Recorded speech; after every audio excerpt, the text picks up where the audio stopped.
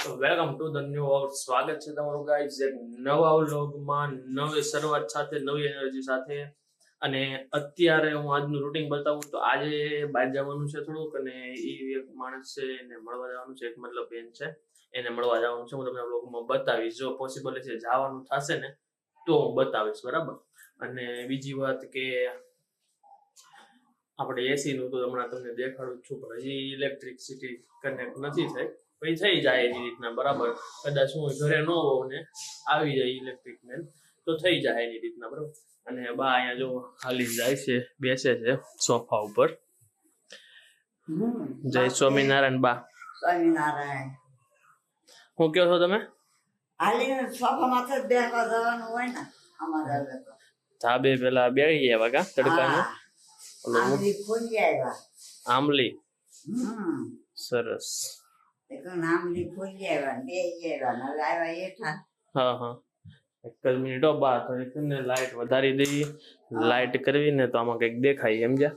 હા બરાબર ને. ઉભા રહો. હે ને બારીનો પ્રકાશ છે ને થોડોક બહુ આવે છે, થોડુંક બારી આમ બંધ કરવી. અને જો અહીંયા નળી, અહીંયાથી આજે આની નળી છે ને અહીંયા આવી છે બારીમાં સીધી, આમ જો બહાર થોડુંક આમ પડદો રાખીને તો બાજુ કેવું ક્લિયર મસ્ત સારું દેખાય, સમજ્યા? રિઝલ્ટ બે બાજુ પડદા આવે, સમજો. સરસ. ગામડે જવાનું મન થતું છે ને અત્યારે? થાય જ ને ગામડે. અહીં રોકાવાનું છે હજી? હા, અહીંયા જ મજા આવે ને? હું અહીંયા મજા આવે, ગામડે જ મજા આવે. ગામડે મજા આવે, અહીં નો મજા આવે. હું અહીંયા મજા આવે એટલે અહીંયા સિટીમાં જ મજા જ આવે ને ગામ કરતા.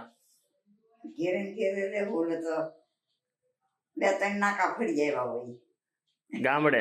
હા, અત્યારે ખાઈ લીધું હોય. હા, ખાઈ લીધું હોય, ઠામડા એવું કઈ ગયા હોય ને બેઠી હોય ને કોઈ હોતા હોય ને હોવા જાય ને એવું કરે. હા, સરસ. હા,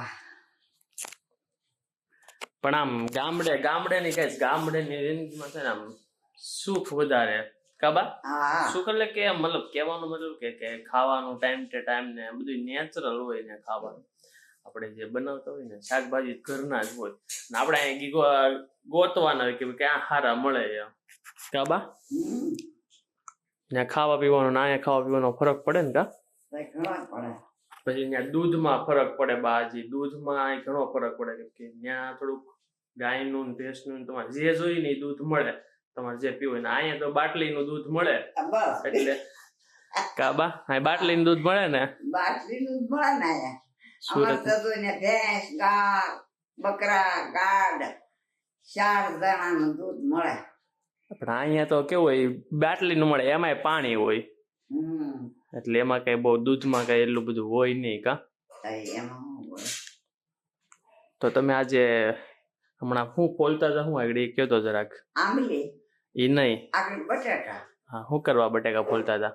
ખુશી ભાજી કરવા 11 છે. આજે 11 છે. તમે રહ્યા છો કે નથી રહ્યા? નહીં, તારી બની રહી છે. હું એકે ને હું નથી રહ્યો 11.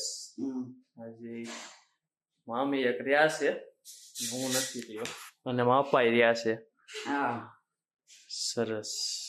કાલ બા તમારે કોણ આવ્યું તું કાલ સાંજે? મારા ભત્રીજા ને ઓ ને મારી ભાભી. કાલ બા અહીંયા ગામડે થી આવ્યા છે ને તો બાના બધા ભાઈઓ ને બધા આવે છે, કાકા બાપા ના અમારા ને. તો કાલે એમાંથી બાના ભત્રીજા ને ભત્રીજી ને બધા આવ્યા છે ને કાલ. તો પણ એમાં તેને છોકરી હતી નાની એવી, તો બાય અને રમેડી ઘડી ને કાબા. કેટલી નાની, કેટલા મહિનાની છે એ છોકરી? 5 મહિનાની. એવું છે, 5 મહિનાની. રખડા જેવી છે.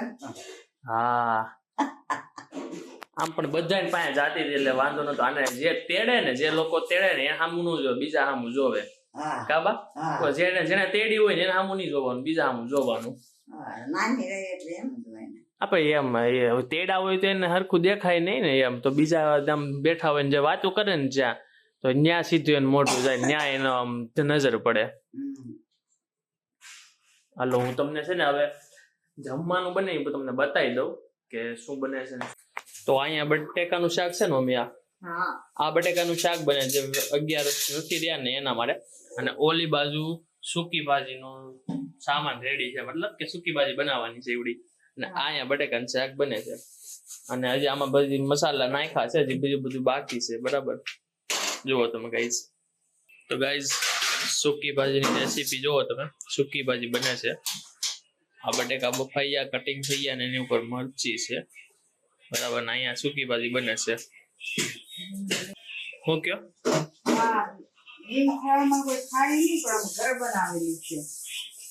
જો આમાં મસાલા ચાલુ થઈ ગયા છે નાખવાના. જો આ મસાલા એક બાજુ છે અને બટેકાની સૂકી ભાજી બને છે. જો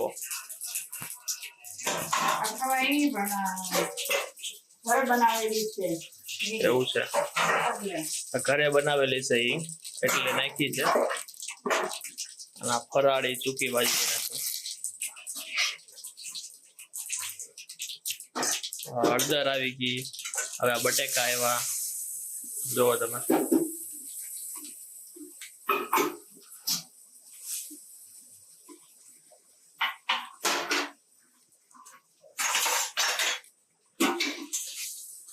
હવે આને બધું મિક્સ થાય છે અત્યારે. આમ જોવો તમે.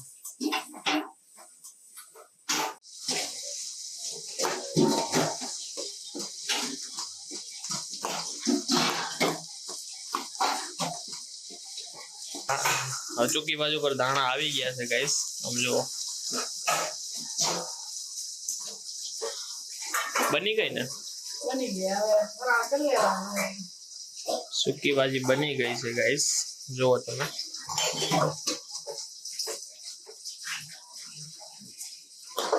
તો ફ્રેન્ડ, હું તમને સવારમાં વાત કરતો હતો એમ કે આપણે કોઈ સ્પેશિયલ ગેસ્ટને મળવાનું છે. ને સ્પેશિયલ ગેસ્ટ મતલબ કે આપણે વિડીયોમાં આવેલા જ છે પહેલાના, ને આપણા અંગત છે, ખાસ છે, ને રિલેશનમાં જ છે. બરાબર છે. તો આપણે એ બેનને હું તમને બતાવું, તમે લગભગ ઓળખી જ જાઓ.